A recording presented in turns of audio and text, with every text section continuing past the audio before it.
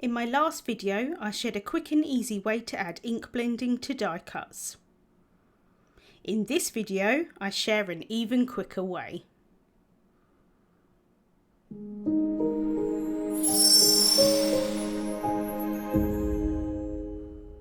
Hello there, Michelle Short here with Terrific Tags with Michelle.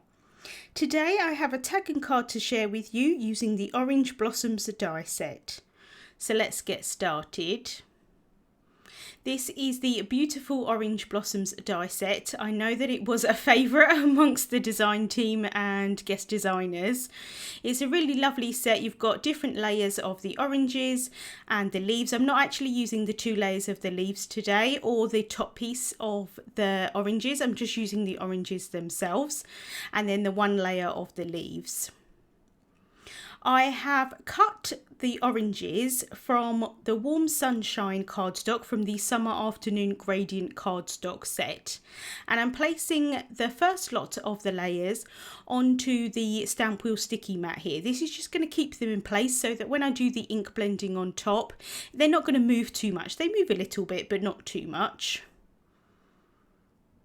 I want the top layer to be a little bit lighter than the bottom layer, so for the top layer I'm going to use Snapdragon dye ink from the Golden Sunset Crisp dye ink collection. And I'm using a mini blending brush here, and I'm just going around the outside edges of these die cuts. Now the great thing is, because I use colour cardstock, I can use that colour as my lightest shade of ink blending.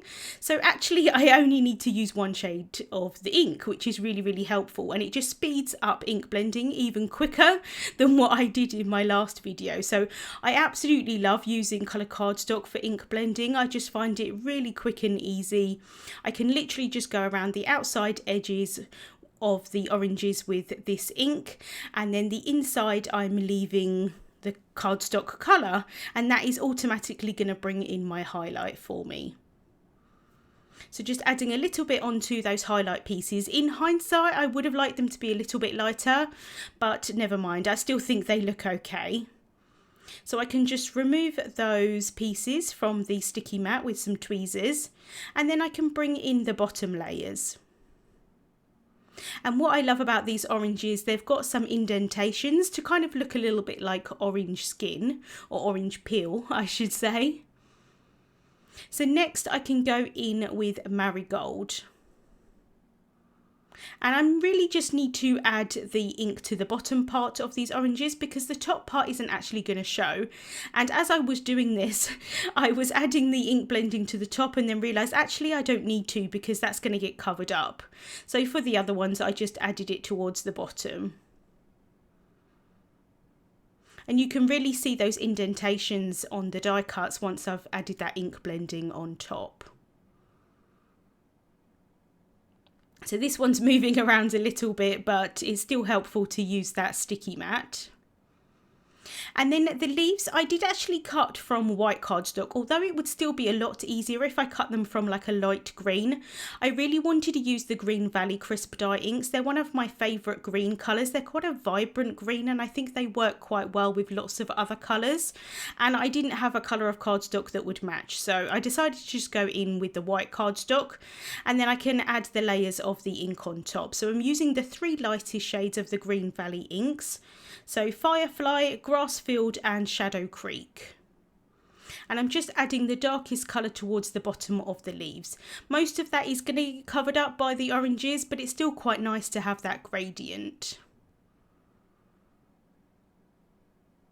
So we can just finish off with that little one there at the top. I've then cut a tag using the Terrific Tags die set, and I want to make this tag a little bit shorter. I could just cut it with a guillotine or a pair of scissors, but actually I really like having the die cut edge. Does that make sense? So like when you do die cutting, it kind of rounds the edges a little bit, and I personally really like that look. So what I'm going to do is I'm adding it back into the die. I find it easier to do it from the back, and I'm securing it in place with a little bit of low tack tape, and then I can run that back through my die cutting machine, and that's going to cut the bottom off of that tag and make it a little bit shorter.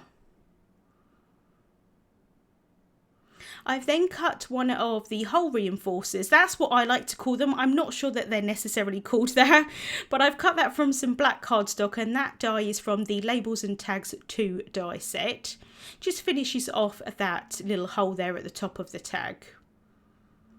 And then I like to finish off the backs of my tags with another tag, and that is so that not only have I got somewhere nice and neat to write, it does add a little bit of stability to the tag. So for this one, I'm just using the tag as is, the size it is, and I've added some glue tape onto that, and then I can stick those two tags together back to back. And then I'm just going to use some scissors to cut off the bottom. I thought that this way was a little bit easier in terms of trying to make sure that the two tags were the exact same length. Then for the oranges, I'm adding some liquid glue onto the back of the top pieces, and then I can pop those down on top of the bottom pieces. And you can see that the bottom piece just has a little bit more darkness to it. I didn't get a huge variation in the colours, but I still think it looks quite nice. And then I can pop that highlight on top. And I can just do the same thing for this smaller orange here.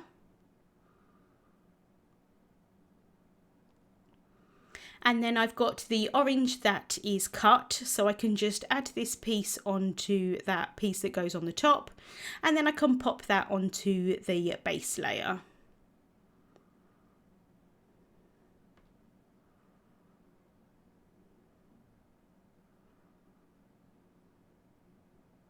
And then there is some flowers in the set, so I've just cut two from some white cardstock, and I've cut the flower centres from that same Warm Sunshine cardstock. And I'm not going to add any ink blending onto these flowers. I thought they looked nice as is.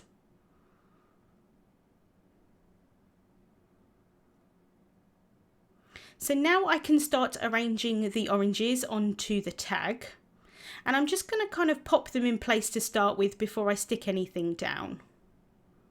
And I quite like that arrangement. So I'm going to add some adhesive onto the back of the leaves, and then I can stick those down behind the oranges.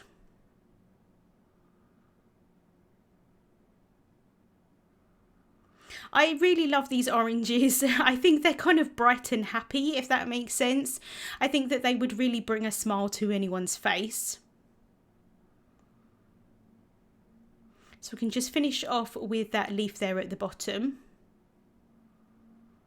And then for the oranges, I want to pop them up a little bit. So I'm using some instant dimension foam tape and adding some small pieces of that onto the back of the oranges. I can remove the backing off of that tape, and then I can pop that down in place. And I like to use tweezers so that I can hover the images over a little bit before I'm happy with the placement, and then I can press those down. And then for the two other oranges, I don't want to add foam tape across the whole back. I want them to all be one layer, and because I'm layering it on top of the other orange that's already popped up, I don't need to add foam tape on that side. But I did decide that I needed a little bit extra foam tape on that left hand side there, so I'm just popping a little extra piece underneath. And then I can do the same thing here for the last orange. So I can just pop that in place, and then I can pop the flowers on top.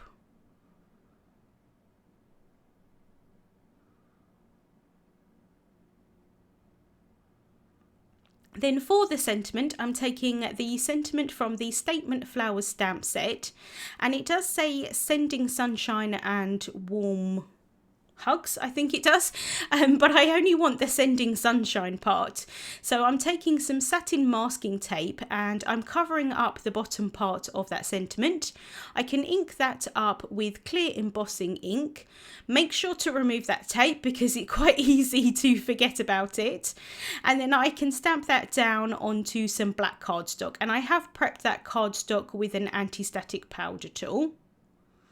And then I can add some pure white crisp embossing powder on top, and I do like to add it a few times, tap off the excess to make sure I get a nice coverage of that embossing powder.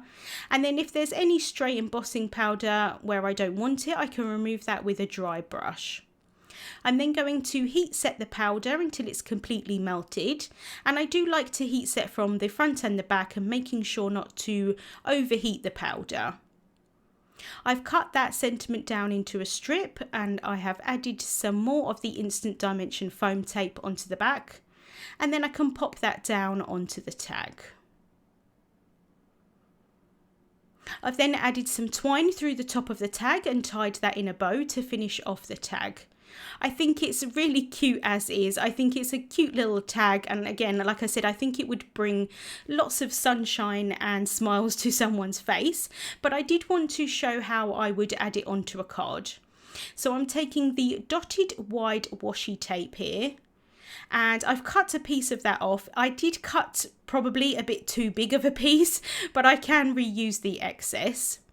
And I've got an A2 size white card base here, so that's a finished size of 4¼ inches by 5½ inches, and I'm placing the washi tape towards the bottom of that front piece, and I want to add it at a diagonal. And then I can flip that card base over, and I'm just going to cut off the excess tape with some scissors. And although it is fairly sticky, it is quite easy to cut with scissors. And although it looks like I'm wasting quite a lot of it, I can reuse that washi tape. I've then taken a thin strip of black cardstock, added some adhesive onto the back of that, and then I can just pop that on the top of that washi tape.